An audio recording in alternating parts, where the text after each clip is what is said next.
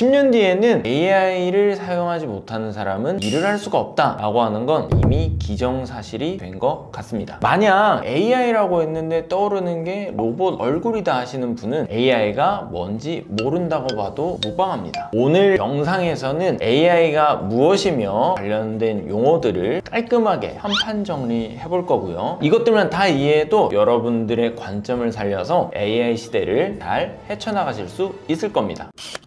AI를 만들기 위해서 먼저 생겨난 기법 중에 하나가 바로 머신러닝입니다. 머신러닝은 말 그대로 기계가 학습, 러닝을 한다는 건데요. 예전에는 컴퓨터에게 학습을 시킬 때, 그러니까 일을 시킬 때 구체적으로 해야 할 일들을 다 적어서 알려줬어요. 그게 바로 프로그램입니다. 카카오톡 같은 경우에는 카카오톡 프로그램을 짜면서 누군가가 메시지를 보내면 이런 식으로 상대방에게 보여줘, 이렇게 일일이 개발자들이 수작업으로 다 만들어서 알려준 거예요. 그렇게 해서 일을 시켰으면 요즘에 와서는 일일이 다 알려줄 수 없는 그러한 일들이 생겨나게 되는 거예요. 예를 들면 유튜브 알고리즘이라든지 스팸 메일 거르는 거, 이런 것들을 이제 컴퓨터에게 알려주고 작업을 시켜야 되는데 그런 게 어렵다 보니까 머신러닝이 생겨나게 됩니다. 조금 더 쉽게 설명을 드리면 먼저 수많은 고양이 사진과 강아지 사진을 준비해 둡니다. 그리고 저희가 이 컴퓨터에게 지도학습이라고 해서 너는 이제부터 고양이와 강아지를 구분할 수 있도록 할 거야 라고 하면 고양이 귀가 세모로 이렇게 생기고 수염이 이렇게 나 있으면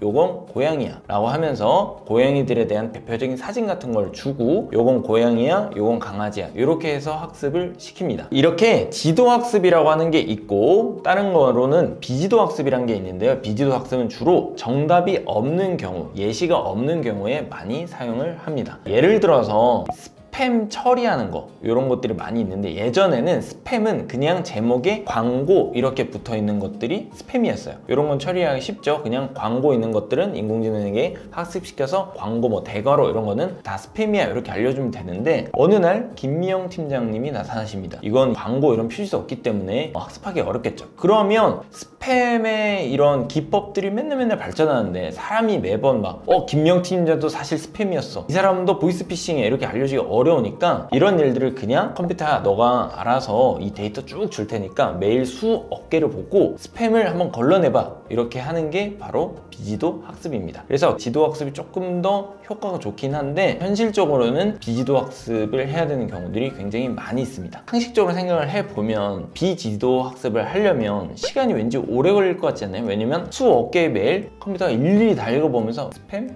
아닌가? 이런 식으로 해야 되잖아요. 그러니까 이러한 문제들을 극복하기 위해서 딥러닝이라고 하는 게 나옵니다. 기계가 학습하는 방식으로는 이러한 복잡하고 어려운 문제를 풀기가 어려워진 거예요. 그리고 현실적으로 데이터를 이렇게 수억 개를 구할 수 있는 건 구글이나 뭐 전 세계 몇 개 없는 큰 회사들 말고는 힘들었기 때문에 인간의 뇌 구조를 복사해서 실제로 사람이 사고하는 방식을 녹여서 인공신경망이라는 걸 만들고 그걸 토대로 기계가 학습시키는 걸 연구를 하게 됩니다. 그게 바로 딥러닝이에요. 딥러닝이 뭔지 조금 더 설명을 해드리면 예를 들어서 어떤 사진을 보고 이게 고양이인지 아닌지 판단하는 인공지능을 만든다라고 하면 먼저 귀를 보고 귀가 뾰족하네, 그리고 나서 또 생각을 하는 거예요. 수염이 있네, 이런 식으로 마치 사람이 판단하는 것처럼 어떤 질문들에 대해서 판단하고 이런 것들을 이렇게 쭉 쌓아서 만약에 우리가 곰을 판단한다고 하면 곰은 귀가 동그랗잖아요. 그러니까 이 단계에서 얘는 고양이가 아니네? 이렇게 생각을 할 수 있잖아요. 전반적으로 모든 사진을 보고 판단하는 것보다 이렇게 조금씩 나눠가지고 사람이 생각하는 것처럼 이렇게 학습을 하면 훨씬 더 효율적으로 학습을 할 수 있게 되었습니다. 그래서 딥러닝은 머신러닝의 하위 개념으로 기계가 학습하는 방식 중에 하나인데 조금 더 복잡한 문제를 인공신경망을 통해서 학습을 해서 어려운 문제를 풀 수 있도록 한 것이다, 이렇게 이해를 해주시면 될 것 같습니다. 예전에는 이런 식으로 판별하는 인공지능들이 많이 있었는데요. 사람들의 욕심은 여기서 끝이 아닙니다. 정말로 사람처럼 뭔가를 만드는, 그림을 그리고 노래를 부르고 글을 쓰는 이러한 작업도 맡기고 싶어졌어요. 그렇다 보니까 생긴 게 바로 생성형 AI입니다. 생성형 AI는 뭐냐면 아까 말했던 딥러닝 있잖아요. 사람의 뇌랑 비슷한 구조로 생긴 그 인공신경망을 이용을 해서 사람처럼 어떠한 이미지나 심지어 영상 같은 것들도 만들도록 만든 게 생성형 AI예요. 그러니까 생성형 AI는 딥러닝 안에 있는 하나의 기법 중에 하나입니다. 그런데 예전에는 사람들이 당연히 생각은 했는데 생성형 AI가 좀 어려웠던 게 요거 하려고 하면 정말 사람처럼 말을 이해를 해야 되는데 이 말을 이해하는 게 정말로 쉽지 않았습니다. 그런데 2017년 구글에서 발표한 트랜스포머 모델이라고 하는 게 있어요. 정확하게는 Attention is all you need 라고 하는 논문이 있는데 이 Attention이라고 하는 기법을 이용을 해서 사람이 하는 말들을 기계가 사람처럼 이해할 수 있는 일이 열린 거죠. 사람 같은 경우에는 나는 오늘 학교에 갔다 라는 문장이 있다라고 하면 내가 가장 관련이 있는 건 오늘이랑 간다 이 정도가 있을 거고 학교에 가는 거니까 학교와 간다도 연관이 있겠죠. 이런 식으로 이 문장들 간의 관계들을 이렇게 이해를 하는 거예요. 그런데 컴퓨터 같은 경우에는 사람처럼 이대로 이해를 할 수가 없기 때문에 각 단어들 나는과 간다는 얼마나, 나는과 오늘은 얼마나 관계가, 나는과 학교는 얼마나 관계가 있는지를 수학적인 공식으로 연결을 합니다. 그래서 확률적으로 이러한 단어들 다음에 나올 단어들을 예측을 하는 식으로 이렇게 만들어요. 그래서 이런 식으로 생성형 AI가 글을 만들게 됩니다. 그래서 이 생성형 AI는 여러 가지 종류들이 있는데 옛날에는 번역만 하는 인공지능, 그러니까 번역하는 사람들의 뇌 이런 식으로 만든 거예요. 그림 그리는 건 뭐 피카소의 뇌 이런 식으로 특정한 뭐 이미지들을 학습시켜 가지고 그 사람처럼 행동하고 말하고 그림 그리는 이런 식으로 만들었는데 이걸 조금 더 발전해서 뭐 그림도 그리고 이미지도 만들고 이것저것 다 하는 인공지능들도 생겨났는데요. 그러한 것들을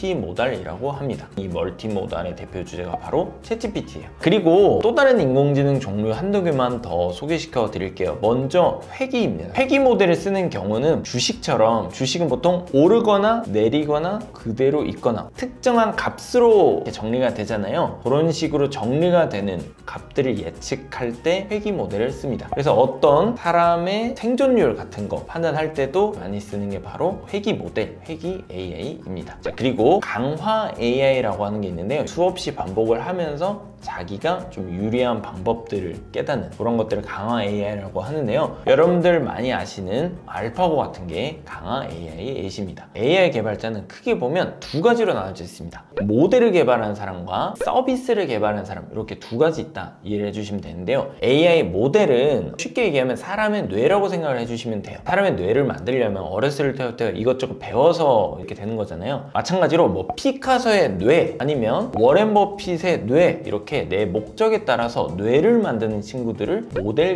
개발자라고 표현을 합니다. 서비스 개발자는 뭐냐면 예를 들어서 누군가가 피카소의 뇌를 만들어 놓은 사람들이 있어요. 그럼 그것들을 가져와서 피카소 로봇, 피카소 앱, 피카소 웹사이트 같은 걸 만드는 분들이 바로 AI 서비스 개발자입니다. 그래서 이렇게 AI 모델을 개발하는 사람과 AI 서비스 개발하는 사람 크게 두 가지가 있는데 AI 모델 개발하는 사람 같은 경우는 당연히 AI 개발을 위해서 수학적인 지식도 많이 알아야 되고 데이터도 많이 필요로 합니다. 그렇기 때문에 석사나 박사 같은 연구를 많이 하신 분을 채용을 많이 하고 있고요. 그래서 어렵다는 단점이 있지만 장점으로는 정말 제대로 해 놓으면 앞으로도 굉장히 유망하게 인정을 많이 받을 수 있다 하는 게 장점입니다. 반면에 AI 서비스 개발자 같은 경우에는 뭐 챗GPT 같은 다른 사람들이 만들어 놓은 모델, 뇌를 들고 와서 그냥 나만의 로봇을 만드는 거예요. 비교적으로 그 뇌 자체를 만드는 것보다 이 로봇을 만드는 팔다리 만들고 뭐 이런 거는 그나마 조금 더 쉽거든요. 지금 대부분의 AI 개발자라고 하는 분들은 이런 식으로 다른 사람이 만들어 놓은 뇌를 가지고 와서 앱이나 서비스를 개발하는 그러한 일들을 많이 하고 있다. 이렇게 이해를 해주시면 될 것 같습니다. 그리고 제 생각에는 앞으로도 이러한 분들이 많을 것 같아요. 현실적으로 이 모델을 개발한다고 하는 것은 정말 수억 개의 데이터가 필요하고 그걸 위한 슈퍼컴퓨터도 필요하고 다양한 작업들이 많이 필요하거든요. 그렇다 보니까 앞으로는 점점 다른 사람들이 만들어 놓은 모델을 가지고 와서 사용하는 걸로 아마 좀 미래에는 자리를 잡지 않을까 생각을 하고 있습니다. 최근에는 생성형 AI 서비스들이 굉장히 많이 생겨나고 있습니다. 코딩부터 영상 제작, 심지어 뭐 아나운서까지도 AI가 대체를 하고 있는 상황인데요. 예전에는 사람만 할 수 있다라고 여겨졌던 일들이 AI에 의해서 일부 대체가 되고 있습니다. 그런데 제 생각에는 정말 AI가 사람의 직업들을 모두 뺏어갈 것 같냐 하면 그건 아닐 것 같은데 아마 AI를 할 줄 아는 사람이 AI를 할 줄 모르는 사람의 직업은 대체를 할 것 같습니다. 자, 자, 이런 식으로 AI에 대해서 알아봤는데요. AI를 만들기 위해서 머신러닝이라고 하는 기법부터 시작해서 조금 더 복잡한 문제를 해결하기 위해서 딥러닝이 나오고 딥러닝을 활용해서 정말 사람처럼 일을 하고 작업을 할 수 있도록 생성형 AI가 많이 생겨나고 있는 추세입니다. 그래서 앞으로는 단순 작업 같은 경우에는 인공지능이 발전함에 따라서 없어지지 않을까라고 하는 추측도 하게 됩니다. 옛날에는 뭐 버스를 안내해주는 버스 안내양이 있었지만 지금은 다 없어졌잖아요. 그런 것처럼 지금 저희가 하고 있는 대부분의 단순 업무들은 아마 인공지능이 다 대체하지 않을까 싶네요. 가끔 저한테 인공지능 관련해서 이런 거 물어보시는 분들이 있어요. 자기가 뭐 뉴스에서 봤는데 인공지능 말 듣고 살아야 되냐, 이제 인공지능이 뭐 정말 우리 다 일자리 쫓아내고 뭐 영화처럼 막 부려먹으면 어떡하냐, 이런 분들이 있는데 그 영상을 저도 몇 개 보긴 했는데 그냥 말이 안 된다고 솔직히 생각을 하고, 인공지능이건 그 로봇이건 전부 다 그냥 뇌를 사람이 만들어서 한 거기 때문에 그런 것들이 있어요. 뭐 악플 탐지를 위해서 악플을 학습시킨 인공지능 모델도 있어요. 그 친구는 이제 전 세계에 있는 욕이란 욕은 다 알아요. 근데 이제 그 친구한테 너 한마디 해보려면 그 친구는 배운 게 욕밖에 없어서 그냥 욕만 하거든요. 그러니까 이제 특정 데이터들을 이렇게 쭉 학습을 시키면 기계는 확률적으로 그냥 그 원하는 대로 그냥 말을 하기 때문에 이제 약간 퍼포먼스 형식으로 보여주지 않았나, 그런 생각을 좀 많이 하고 있습니다. 물론 이제 미래 되면 인공지능이 어떻게 발전해서 어떤 세상이 열릴지는 저도 모르고 누구도 모르는데, 그렇게 단편적인 영상만 가지고 미래는 이렇게 될 것이다 이렇게 예측하는 것은 조금 이르지 않나 라는 생각이 있습니다. 오늘은 이렇게 개발자들이 알아두면 좋을 AI 용어에 대해서 배워봤고요. 제가 유튜브에서 다 전달하지 못한 IT 취업 자료를 이메일로 드리도록 하겠습니다. 저희가 실제로 사용하는 취업 템플릿과 노하우를 공유드리기 위해서 고정 댓글에다가 링크를 달아두었으니까 그 링크를 통해서 신청해 주시면 될 것 같습니다. 영상 시청해 주셔서 감사하고요. 영상이 도움이 되셨다면 좋아요와 구독, 댓글 많이 부탁드립니다.